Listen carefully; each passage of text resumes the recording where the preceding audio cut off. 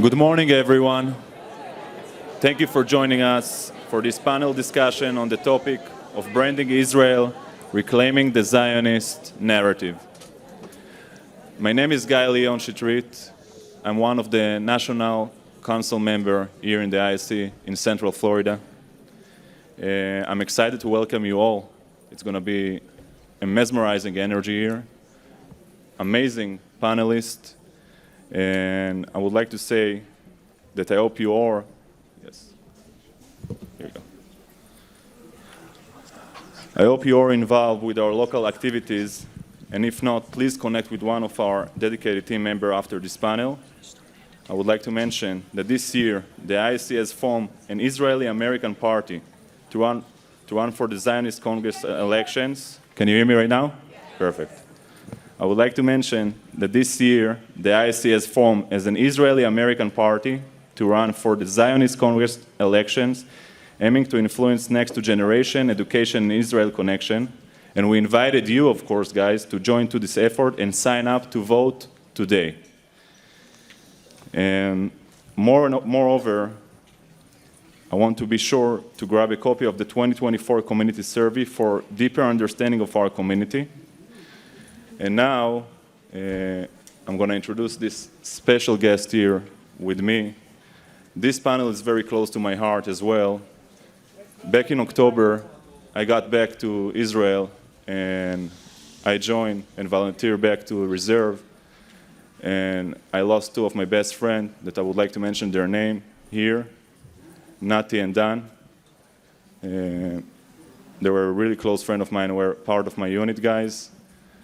And Yehi Zechram Baruch. Thank you, guys. And now we're going to start with these amazing guys here for this panel, Reclaiming the Zionist Narrative, with a special moderator, Roy Alpert, well-known speakers that I'm sure most of you know them, of course, Eylon Levy, probably guys, Emily Schrader, Nathaniel Buzolic, and of course, Jonathan Elkhoury. Thank you so much, guys. Enjoy. By the end of this panel, you're going to have a few minutes to ask questions, and we're going to try our best to give you the answer. Thank you so much, and enjoy the panel. Go ahead, guys. Hi, everybody. So a couple quick words on what we're going to be discussing. We're here to talk about reclaiming our narrative. Immediately after, can you guys hear? Immediately after October 7th, we realized that along the physical war in Israel, there's another war unfolding, a war on our story, our history, our identity. This war of narrative is critical, and while defending our narrative is essential, today's discussion is more than just about reacting. It's about taking proactive control and ensuring we define our story on our terms. In this battle, just like others, we need the right tools, strategies, and approaches to succeed. It's not just about responding to what others say about us, but making sure we're leading and shaping the narrative. So I'm excited to be joined by this group who's been on the front lines. You guys have been a resource, a guide, and a source of strength during this time. Thanks for being here. So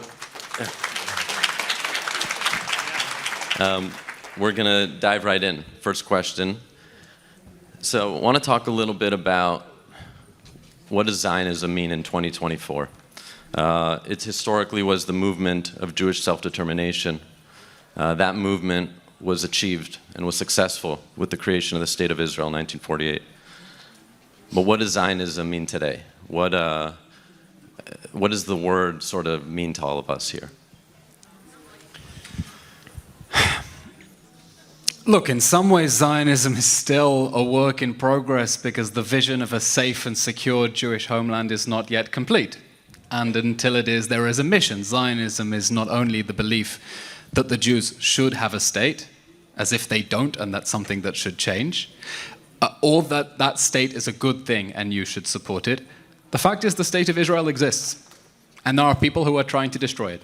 There is an Iranian regime that is pursuing nuclear weapons, that has surrounded Israel with a ring of fire of proxy armies and wants to watch it burn.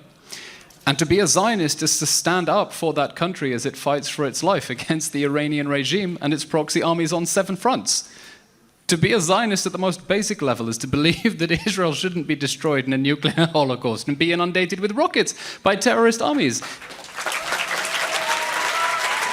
And I'm sick of people on campus trying to pretend this is a theoretical discussion because Lord Balfour said blah, blah, blah in 1900. It doesn't matter. Israel is a real country that is under real attack by real enemies. And the question is, what are you going to do about that? Are you going to stand with the people of Israel as they fight for their lives and their homes, for the most basic rights? What are we asking for? For the right of children to go to sleep and not wake up in Gaza or Lebanon in their pajamas? It isn't much to ask for. Or are you going to join the feeding frenzy? Are you going to stand idly by as the terrorists continue with their campaign of raining rockets on our cities and threatening us with invasion? That's what it's about.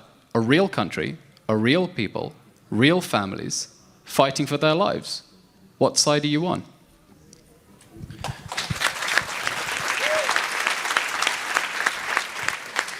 I think Zionism has become, as most of you in this room are aware, a catch-all term for everything people don't like about Israel. And of course, this is entirely inaccurate. And I think that the definition of Zionism hasn't changed. I agree with everything you said, but in particular, that this is still a work in progress because there are those who are attempting to destroy the entire state of Israel, from individuals on campus to the Islamic Republic of Iran and all its proxies. But at the end of the day, Zionism is still the right of the Jewish people to self-determination in their indigenous homeland that is non-mutually exclusive. And a lot of people don't understand this. They don't understand that Zionism doesn't mean that any other group of people doesn't have rights or shouldn't have rights, or that some sort of political agreement couldn't be made in the long term. All it is a statement about the Jewish community, about the Jewish people. And I think we need to be very, very active and aggressive in calling it out when people try to co-opt their own definition of Zionism, especially anti-Zionists. We see this all over. And they use this as an excuse to legitimize, at least in their eyes, anti-Semitism. And we need to acknowledge and be very outspoken about the fact that today, anti-Zionism is anti-Semitism. There is no...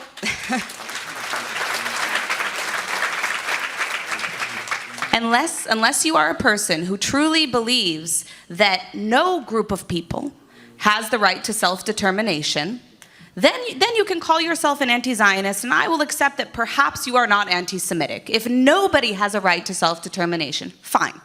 Other than that, you are holding anti-Semitic views. That is anti-Semitic prejudice if you say that only the Jewish people don't have a right to self-determination. You have a mic. Yes, let me just pass it on. Well, Zionism for me really hits close to home, but not because of the Jewish matter. I'm Christian. My dad fought in the South Lebanon Army in Lebanon, originally born in Lebanon, that was basically fighting for our own self-determination as Christians in the land of Lebanon, for a country that we can be safe for. So Zionism for me is kind of, you can say, the outcome of the Jewish people successfully having their dream come true, where we failed. And this is something that I really take to heart because I had to flee Lebanon because we failed in that mission. And when I always say that I look at Zionism today as the continuation of making sure that Israel continues to exist, not just as a Jewish state, but also as a democratic state for all of its citizens. I am the living proof for that. As an Israeli, as a Christian, as a former Lebanese citizen, as part of the LGBTQ plus community. It's like God said, I'm gonna hit that guy with every minority possible. But this is where I stand and where I come from when I speak with fellow students, when I travel the world, when I speak about my own experience and how we didn't see that happen to us. Where I always say, I've already lost one home. I lost my homeland to a terrorist organization, to Hezbollah, that is an Iranian proxy, that is continuing to threaten me today while I'm living in Haifa in Israel. So this is for me the proof that that could happen one day, and gives me the hope that maybe we can be liberated once again from this terror organization. And that's my hope. That's where I stand from. This is what Zionism means to me, and this is what I'm trying to talk with other people about.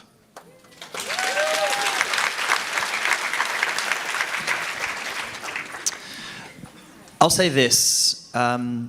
What Palestinians target, what they attack, and what they try and redefine is generally what's most powerful to this community. So why are they targeting and trying to redefine Zionism? Because it's the most powerful thing that actually unites this people. And what I've seen and what I've witnessed is that even within the Jewish community, there is debate of whether we deserve to be in a land that was promised to us, right? First problem the Jewish people have, they have to work out the internal problem with each other about the definition of Zionism, first and foremost. You have to be united on that. The Palestinians and their narrative changes are attacking that because there is power in Zionism. The true origins of Zionism comes from a simple promise made by Hashem to one man. It was a promise for a land, a people, and a blessing. A people that the Palestinians hate, a land that the Palestinians want, and a blessing that they will never, ever possess. That's what they're attacking.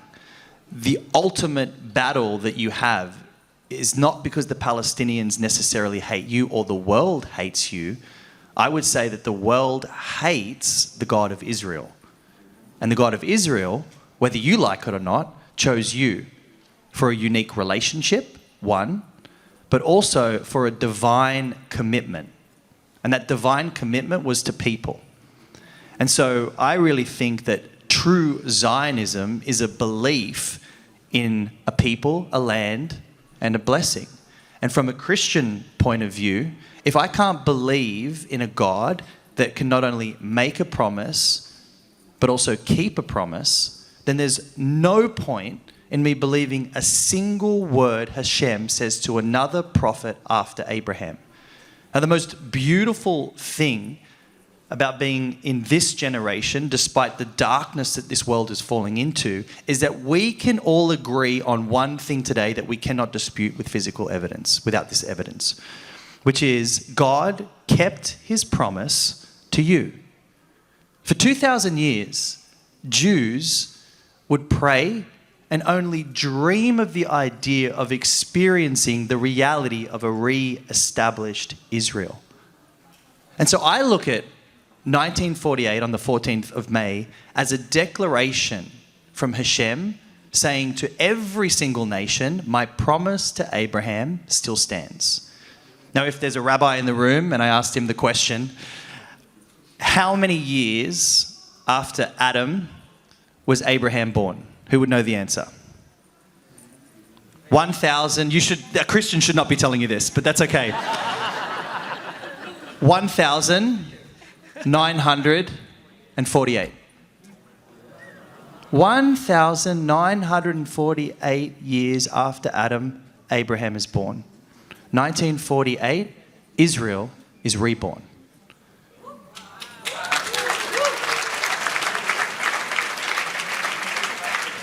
The Palestinians know that the power of the Jewish people is in your unity, in the belief in the promise, which is ultimately Zionism. This is what you need to focus on.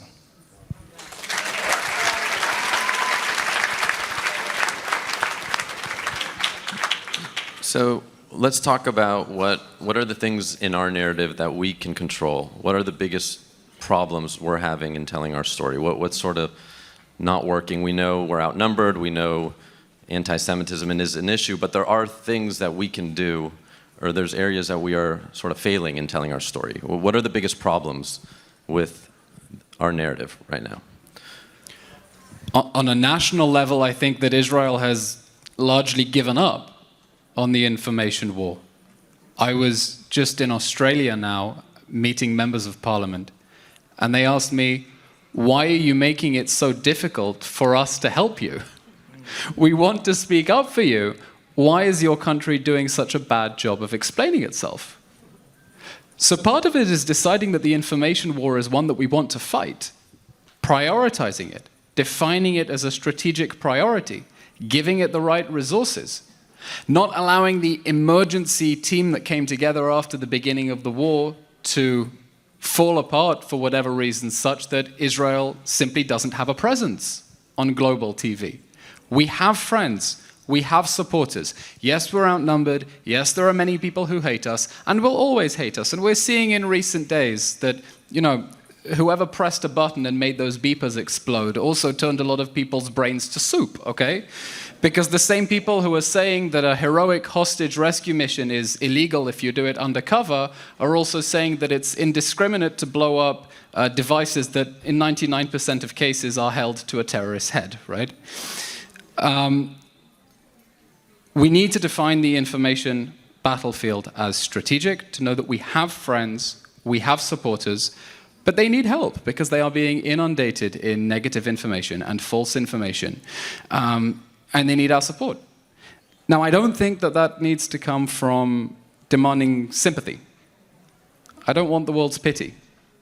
I think Rachel Goldberg said it very beautifully on many occasions. She said, in the competition for victimhood, there are no winners.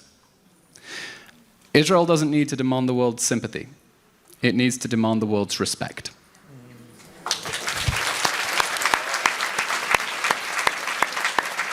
And the most remarkable editorial I saw in recent days made exactly this point. The Daily Telegraph in the UK, speaking with astonishment about Israel's efforts to take the fight to the terrorists, saying that a small nation of 9 million people, 7 million of whom are Jews, under attack on all directions, its young conscripts might have just managed to pull off what would otherwise have taken a Western coalition to act as a global policeman. And I think steps like, after a drone hit an apartment in Tel Aviv and murdered one of my neighbors, Israel reached the port of Hodeidah, and the dramatic ground forces operation to blow up an Iranian underground ballistic missile facility. Reportedly, that was us too. Show the world that Israelis are tough, that they're badass, that they stand up for themselves and don't let themselves get pushed around. And I think that is a critical part of telling Israeli's story. Our problem is that we refuse to be victims in a world where victimhood status gives you the highest moral authority, but we cannot fall for that. It doesn't mean we shouldn't talk about the atrocities of October 7th. Yes, we have to. It doesn't mean we shouldn't talk about the hostages. Yes, we absolutely have to, and remind them what the hostages are undergoing. But it's not to slip into the, look how much we're suffering and try to win on those Olympics. It's, look what a blow we took, and look how tough and steely we are in standing up for ourselves and doing the work ourselves to keep our families safe. I think a lot of people respect that, and that's what we need to cultivate. So I think in terms of what we're doing wrong, I could probably spend 3 hours talking about that. It's always easy to point out what's wrong, much harder to find what the solutions are. But I will say a few comments. When it comes to, I think, more of the government level, or perhaps higher level with multinational NGOs, there is a problem of subversion. There's a problem of subversion in all of the West. Israel is the first front of that. And we see that nowhere more prominently, of course, than on social media. We have multiple regimes who are engaging in active disinformation campaigns. A lot of what's related to Israel, of course, is being led by the Islamic Republic of Iran, with huge disinformation efforts, both on social media and in mainstream media. This isn't new. They've been doing it for many, many years, but it's certainly been amped up since October 11th, and anybody on social media, including those of us on this stage, I'm sure can attest to that. A lot of what we're seeing, a lot of the hatred on social media is not reality. It is not reflective of how the majority of Americans feel. It is not reflective of how the majority of Europeans feel about the state of Israel. But if you look at social media, you would think, wow, this is terrible. Everybody hates us. That's not the reality, but we do still need to fight. We need to show up and we need to be active. And at the higher level, We need regulations in place at the government level that will hold social media companies accountable for the disinformation that's being spread on their platforms. It is it is extremely dangerous. And I'm saying this not just for Israel, because we're dealing with the effects of that right now. And the Jewish community, you guys are dealing with the impact of this. This is part of the reason we see anti-Semitism in the streets in the United States when there's an uptick in violence in Israel. It is because of social media. And it's not going to stop, unfortunately, with the Jews. It doesn't. It always starts with the Jews, but it never ends there.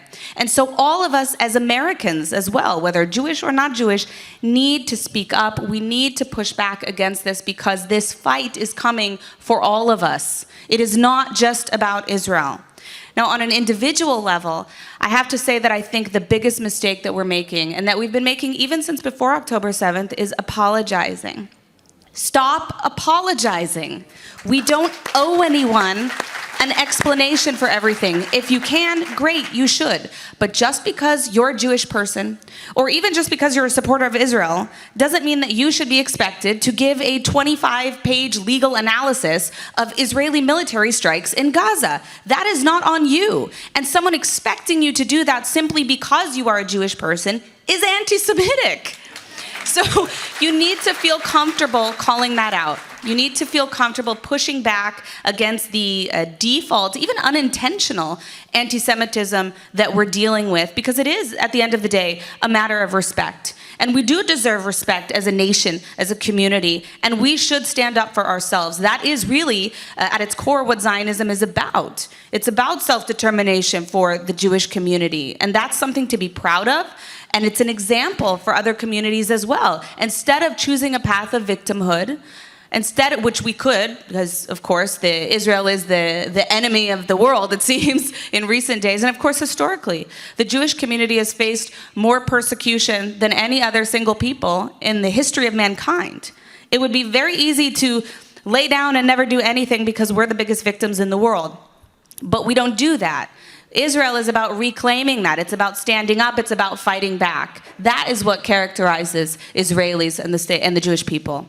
So I would encourage all of you to be unafraid and unashamed and unapologetic in your Zionism, in your support for Israel, and as a Jew.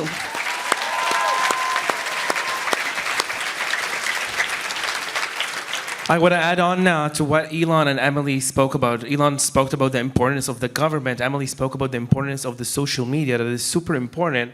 But I want to add another layer to that, because I believe, and I come from a place before I started doing social media much more extendedly after October 7th, because I understood its importance, I began from actually being on the ground with students, with people. I started with DiploAct in 2016, a group of Israeli non-Jewish citizens, Muslims, Christians, Bedouins, Druze, all Israeli citizens. Some of them served in the military, some of them did national service, some of them didn't do either, but they did feel part of the Israeli society. And they wanted to contribute to the society that protects them. So we would travel from campus to campus to tell Israel's story from the minorities' perspective. Because without Israel's minorities, you don't have the whole of Israel's image, the whole of Israel's story. It stands on 25% of the population. Because today, in our new era, this is where minorities' voices should be basically kind of pumped up, should be spoken about. All the woke people speak about the importance of minorities. The anti-Israeli groups has been doing that for more than 20 years. They have been going from group to group, telling them, your struggle is our struggle. To the black community, to the Hispanic community, to the LGBTQ plus community here in the US. That's why me, as a queer Israeli refugee minority person, my voice suddenly doesn't matter because I'm Israeli. So suddenly I'm the elite. I've been told to go back to Europe. I've been called white supremacist. I've been called so many names that I prefer not to say on stage. But Goy was also one of them. I'm like, okay, I'm Goy. But the importance for me was when we did that with DiploAct is not just to share it on social media, but to actually be on the ground during Israeli apartheid weeks, during anti-Israeli protests, to speak with students. We went through this huge dehumanization that people stopped seeing us Israelis as human beings, as people who deserve to breathe the same air that they do when we're next to them. That's why they kick us, that's why they spit on us, that's why they try to destroy our panels and events. But we're not gonna let that happen. We're strong. We're gonna stay there in their faces, and we're gonna tell them, we're here to stay. You're not gonna let us fly away. We're not gonna escape us. And that's why I'm gonna join Emily with that. You don't have to explain so much about Israel. That's why I don't use the word Hasbara. Because Hasbara, in my opinion, comes from a place like, oh, please listen to me, let me explain.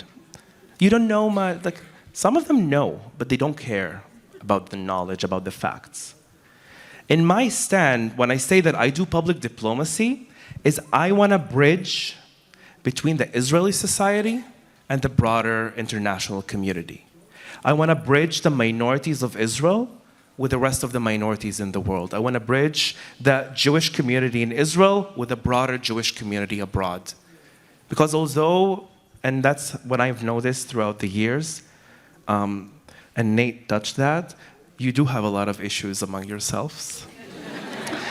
And I get that. We also Christians, we fought each other all the time. I'm half Catholic, half Greek Orthodox, so I have that at home.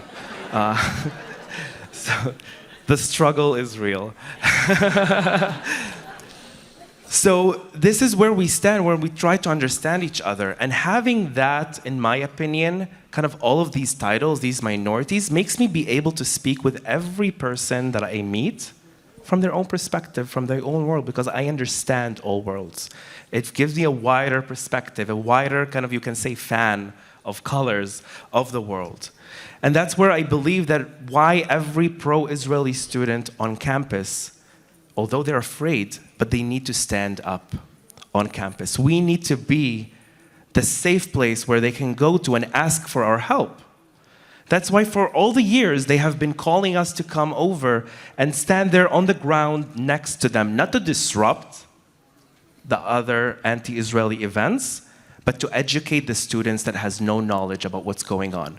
Because if we're not there, it means that we lost. And we're not gonna lose that.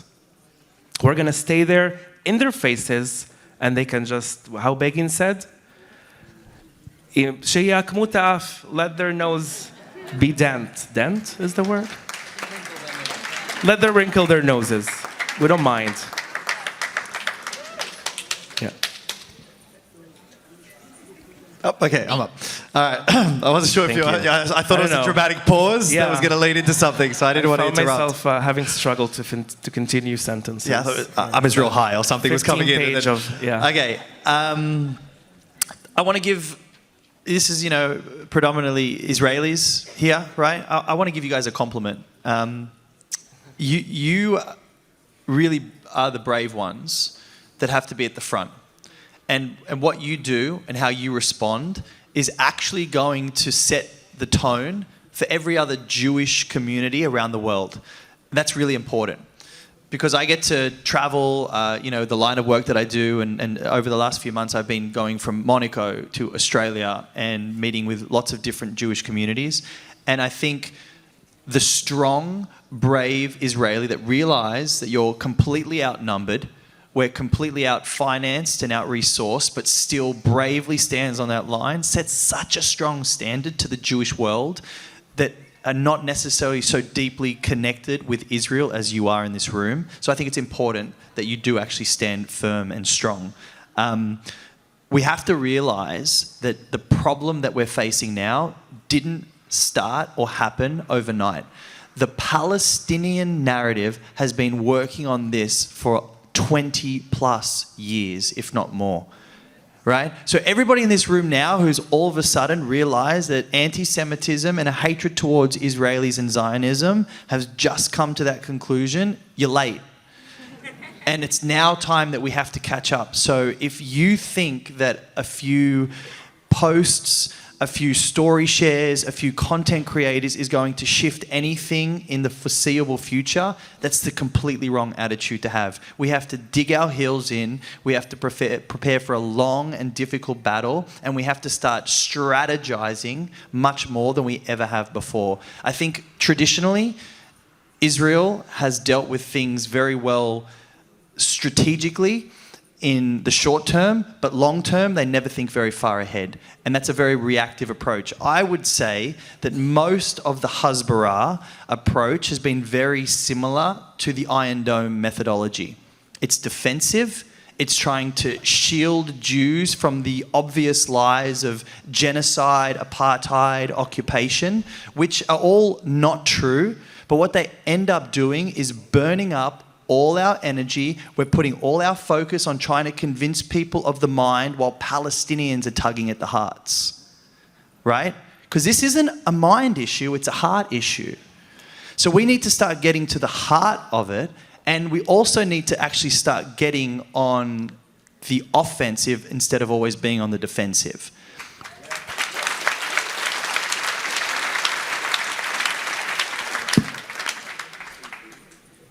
It is blatantly obvious where all of the current anti-Semitism and hatred toward Israel is coming from. You can put it in one word. I have to use two to be politically correct. Radical Islam. It all comes from radical Islam. I'll be speaking later today. I'll be diving into some of my experience with that. But we need to start actually exposing what the Palestinians are chanting and celebrating and proudly proclaiming on the streets. We need to start exposing it to the people who we can actually shift. Because there's no reason why Americans shouldn't be supporting Israel in light of everything America has experienced with radical Islam. Now, interesting thought that I always have. When I start saying anything about radical Islam, what's the first word people are going to say?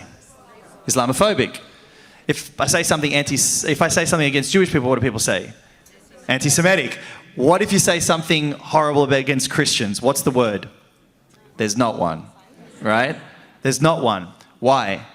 Because we're used to people not liking us, to people persecuting us, and people hating us. There's a reason why myself as a Christian is so willing to stand in a place where so few will. Because I know the consequences of saying the things I say and standing with this nation is going to come back with huge backlash, threats. I was in London, I had to wear a bulletproof vest a month ago because of the number of threats that I start to receive on social media and online. At a certain point, I need to start taking it seriously. But there's a reason I'm willing to stand in that place, is because if you actually look at what the Christian message is all about, we never want to be doing what the world is saying this is the right thing to do. We're always walking in that narrow space. Now, America, by and large, is a Christian country. And so I really think so much of that is actually now there's an opportunity for Judaism and Christianity to partner on a common enemy that is ultimately going to come for all of us. We need to start talking about that. And if anybody has more experience about radical Islam, it's Israelis and Jews. So that's what we need to put at the front of the message. Before we have any conversation about what's happening in this current conflict, and they want to start talking about, well, let's talk about 1967 borders, let's talk about 1948, let's talk about Islam. And let's talk about the colonization that Islam has done over the entire world and what they plan to do by creating a caliphate. We've got to stop being defensive, and we've got to start calling it out, because the goal and the hope is that moderate Muslims will feel so uncomfortable with what radical Islam is doing that they won't want to side by side with them. That's what we need to do. And the only way we do that is we expose it for what it is. And so that would be my most valued approach to, our steps forward. I just wanted to add one thing to what you said. I think that there are actually a lot of moderate Muslim voices that we've seen coming up even since October 7th. Absolutely. People who have been very outspoken, and you're right in that we need to push back and expose. They're kind of exposing themselves, the radicals, because you see them burning American flags on campuses. These protests are not about Palestinians. It's not even about Israel. It's about destroying the West. Yesterday at the University of North Carolina, they painted "Death to the U.S." on one of the flyers, or not flyers, posters of a map of the United States. They burned an American flag. So they are exposing themselves, but at the same time that's happening, we do see more and more very courageous Muslim voices speaking up against that and saying, we have no part in this, we want nothing to do with that. And so we need to encourage them and elevate them as well when they do speak out. And on top of that, I'll say, the Muslim voices that are speaking up, you need to champion them like you've never championed anyone before. Don't waste your time in the comment sections of people who hate you. If you're going to waste your energy, go find the Muslim content creators who are supporting you. Love them, show them support, show them, that you're behind them, you support them, and that they're not being lost in the crowd of their own community who's going to turn their back on them.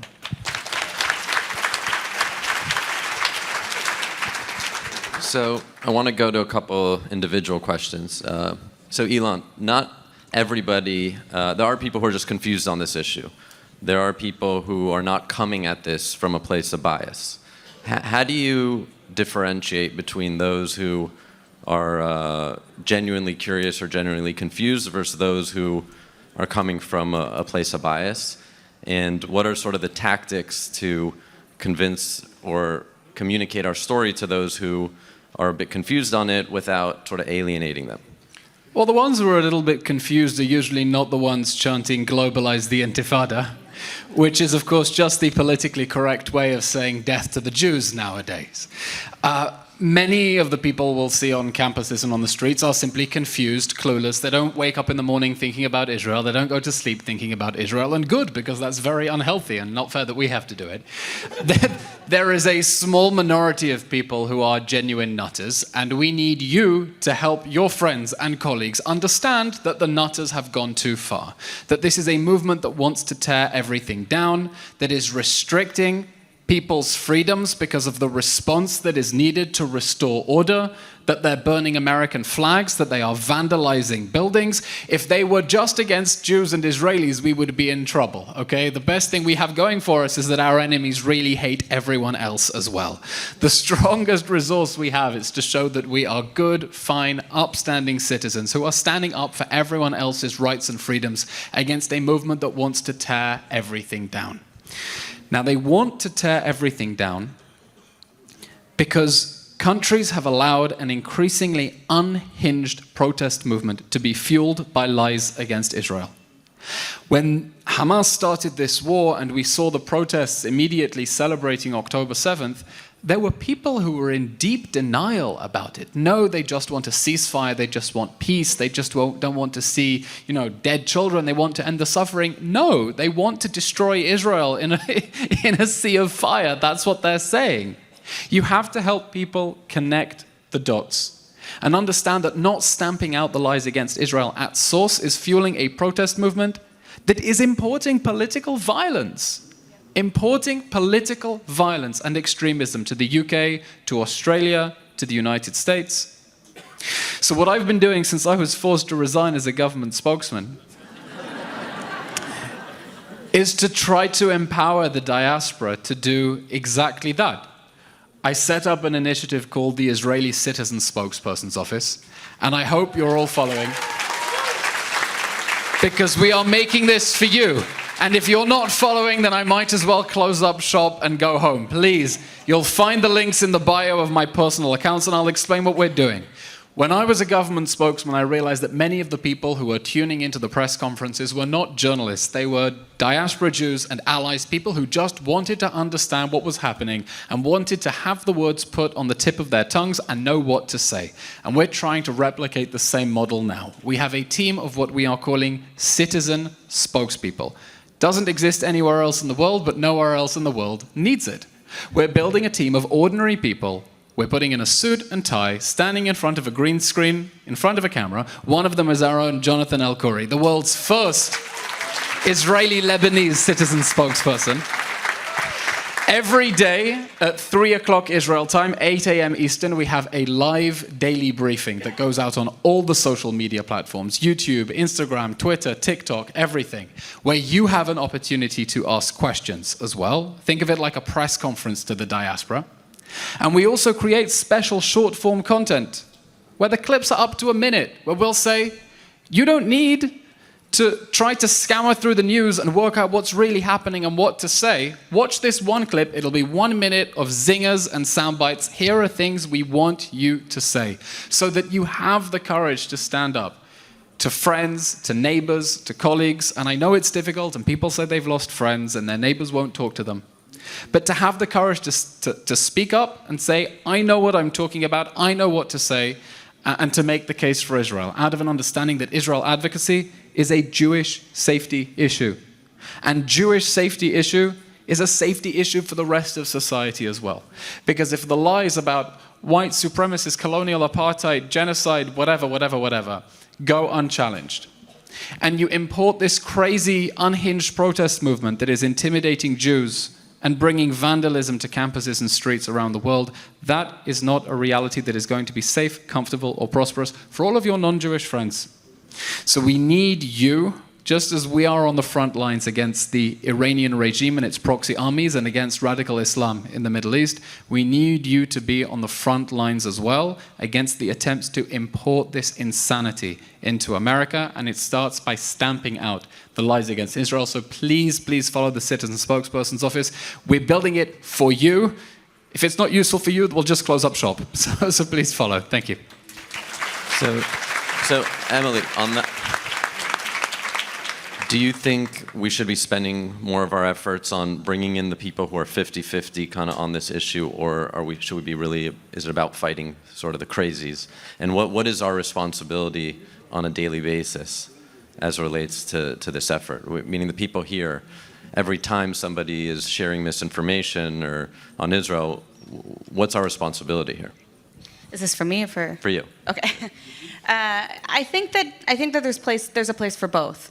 I think right now, I actually would say the priority should be being on the offensive, as Nate mentioned, and exposing the rampant, foaming at the mouth anti-Semitism that we're seeing from some of these protest movements, these organizations like Students for Justice in Palestine, which is a hate group, from the attacks on the Jewish community under the guise of Zionism or being anti-Zionist, when we know that's not what it is. We know that this is an anti-Semitism issue. And it's ultimately a Jewish civil rights issue.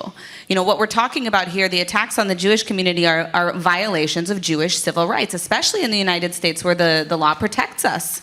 And I think we need to be very aggressive in any way that we are capable of speaking out against that. Now, perhaps in my role as a journalist, it's in exposing a lot of this material. In your role, it may be on social media. If you're a lawyer like, Brooke Goldstein over here, who does incredible work for the Jewish community, we need to fight back on that front because the law is on our side. And that involves fighting the radicals. The 50-50 people, of course, we need to be educated. We need to know what we're talking about the best that we can. You don't need to be a scholar, but it's good to be educated. And you should have a basic understanding of what's happening and be able to talk about that. And yes, there are people who genuinely want information and want conversation and are on the fence, even within the Jewish community, who don't quite understand what's happening. They've heard things from one side or the other and they're not really sure. That, by the way, is a byproduct of subversion, like I talked about. Those conversations, the people who are 50-50, are usually not on social media. Just for the record, you're probably not going to have a real deep, meaningful conversation on social media. But you might with your neighbor, or you might with a friend, or you might with a classmate.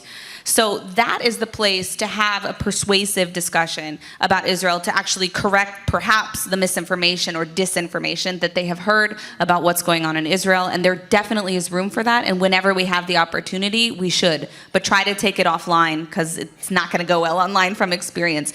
Online is the place to expose the absolutely unhinged anti-Semites, like I mentioned, at the University of North Carolina. I think we need to do that very, very aggressively and openly.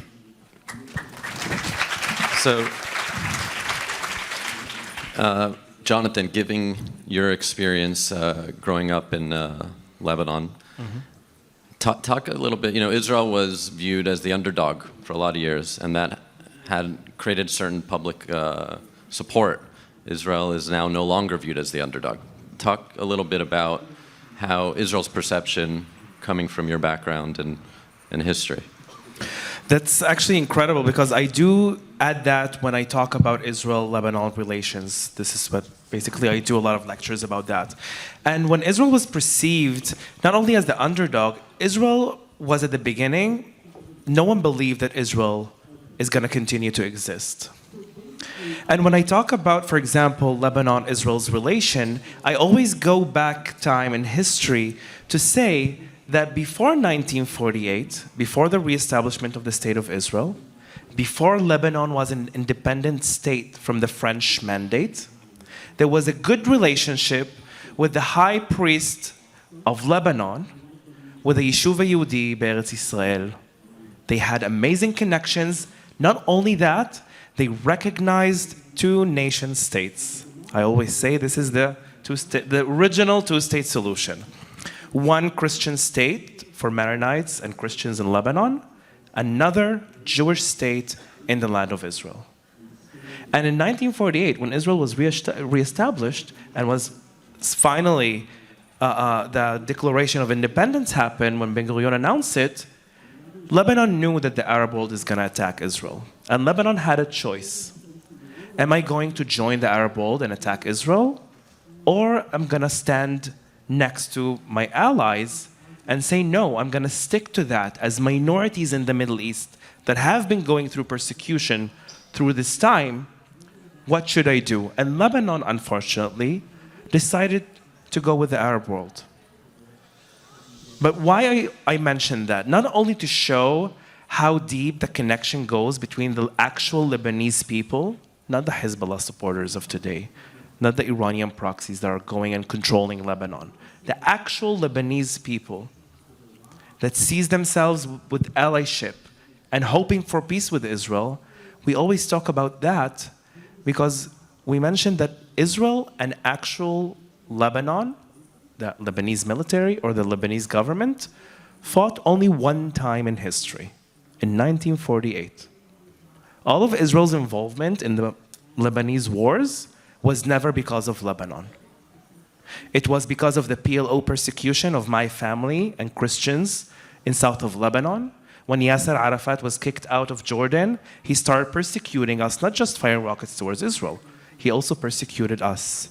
That's why Christians and Druze and some even Shia Muslims joined together back then to stand with Israel, to fight against the PLO, with a slogan that is called the fight for peace and good neighboring.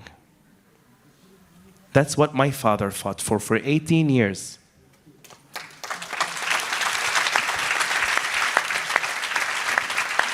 When he stood shoulder to shoulder with the IDF soldiers, with also sometimes with the IDF uniforms, because that was also their uniforms, and fought for that, for me to have a future, for me to have a place that I'm able to live and prosper in. So when we talk about Israel in Lebanon today, it depends on what group are you talking with. Because you have a lot of Christians that do support Israel's right to exist. They say that Hezbollah is not Lebanese. Hezbollah needs to be dismantled. Hezbollah needs to be thrown out of Lebanon. But they don't really like Israel because, let's be honest, Israel destroyed a lot in Lebanon throughout the wars. So they felt that. They have this post-trauma that we need to work on. And we need to bring back this trust that we need to have with the Lebanese people. And you have those that, like in Gaza, they can't say Israel. They are allowed to say only the occupied land of Palestine, or the Zionist regime, or the occupation forces. This is their terminology. So this is how it's being used. But for example, today, I wanted to begin the talk at the beginning and saying that, don't worry, I forgot my beeper at home. But the beeper attack on Hezbollah, in my opinion, was so precise, so surgical. Well, allegedly Israel. Allegedly, sorry. We're giving a notification in my earplug. Allegedly Israel's attack on the beeper attack on Hezbollah, that they hit almost 3,000 of Hezbollah operatives. And whoever says to you otherwise is lying. Hassan Nasrallah himself in his speech yesterday said that they were able to infiltrate to their security system, that all of those who were targeted was his own men. So listen to Hassan Nasrallah when he says, yeah, it is. He actually acknowledged, that's why the Lebanese, for example, today ridicule him. They said that in 2019, Hassan Nasrallah had a speech saying, Israel is gonna be doomed. Israel is gonna fall. We're gonna make sure for that. And then cut to 2024, Hezbollah is saying Israel infiltrated our security system. We have more than 3,000 injuries. This is how they're being perceived, not just by Lebanese people, but also by all the Sunni world around us. And this is really important to understand. And last sentence. I made it my life in the recent years to speak about Israel, to speak about my personal story and the connection with Lebanon and Israel.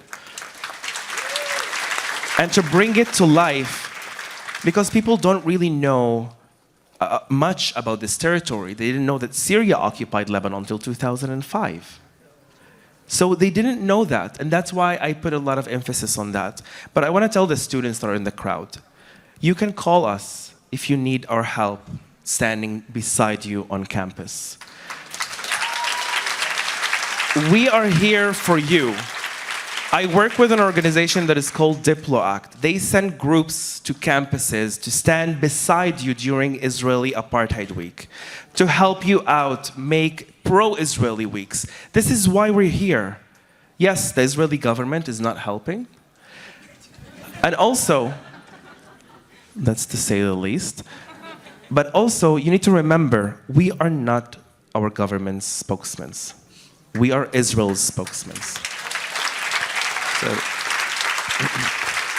So we're here. Reach us out on social media. You can follow me. I answer almost all the messages.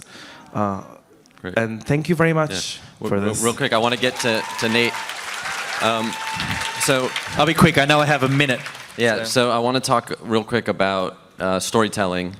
You mentioned, the Palestinian movement used a lot of emotion in their stories, and we think we can just win sometimes with truth and facts. Is truth enough? Do we need a different way of telling our story that uses more emotion and feeling? Yeah, look, if truth was enough, then we wouldn't have to be gathered here today. The truth isn't enough in a world that isn't really interested in truth. What the Palestinians have tapped into is an ability to tell stories. Now, what they present is content without context, right? So they'll show the child being pulled out of an airstrike, but never give any explanation of where that happened, how that happened. They want the audience to make up their own minds, which gives us a really, really difficult task, because that's when we get caught in this whole explaining. What I will say is this, in my own experience, the most impactful work that I have is not the stuff that's filmed, it's not the stuff that's documented, it's not the stuff that I'm trying to make a point to the world. The most impactful things I can do are the little things that I do every single day. You'll notice that I have 2 numbers on my shirt, which every single person in this room should have on their shirts. I got to meet Rachel Goldberg-Pollen on the 31st day after Hirsch was kidnapped from the Nova Music Festival. On day 331, she got the news that I think all of us in this room were hoping we would never have to share, repeat, or say. And from that moment, I said to myself that I'm going to wear the number of days that the hostages are in Gaza, and I'm also going to have this number, which is, it's been 21 days since we found out about the execution of the 6 innocent Israeli hostages, including 1 American citizen. The amount of times that people have stopped me in the street or in a shop or when I was boarding a flight or getting on a train and said, oh, what's the numbers mean? And I've said, this is the number of days that Israelis have been hostages because of Hamas in Gaza, and this is the number of days since they executed 6 innocent people in the tunnels in Rafah. And the whole conversation obviously changes. But what that does is it gets on the human level again, right? It's not what we're doing online that's going to have impact. You all know people in your community. You all work somewhere. You all have friends of friends of friends, and your actions have power in such a way that most of the people who stop me have no idea what I'm doing, have no idea what I've done in my career. They don't care. But this moment between people can change perceptions and thoughts in a heartbeat. One lady at the Delta counter, after I told her, she said, "You've given me something new to pray for." That's powerful. That's the heart that I was talking about, right? And so we need to do things like that. If the Palestinians want to be loud, aggressive, violent, unhinged, then you need to do the opposite of that and be solace, calm, peaceful, and communicative with the people who still do not understand.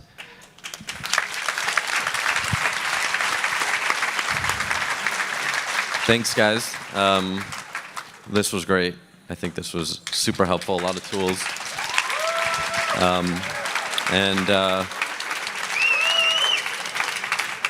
Okay. Real quick. Yeah, thanks, guys. Thank you. Just before you leave, we need your help. You all Zionism. You came here because you care about Israel. You care about Zionism. And we need your help. We need 700 still votes to register and to be eligible to be a party, ISC 2025, and to fight and to help Hasbara, what we're talking about here, the lack of what our government, we want to do. We want to influence, to fight against anti-Semitism, to fight against Zionism. Please vote. We need your help. On a price of 1 cappuccino, you can be a Zionist. Thank you.